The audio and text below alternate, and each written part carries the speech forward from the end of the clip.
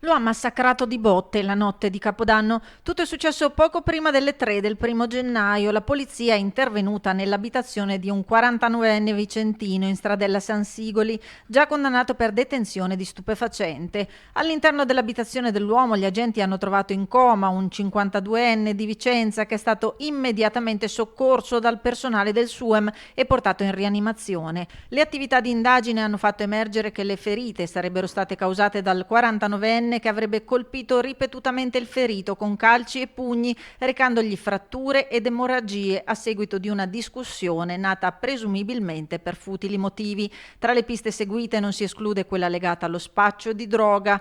Per le gravi ferite riportate dalla parte offesa, il 49enne è stato arrestato e portato in carcere con l'ipotesi di reato di lesioni gravi. Oggi davanti al GIP Matteo Mantovani l'uomo si è avvalso della facoltà di non rispondere.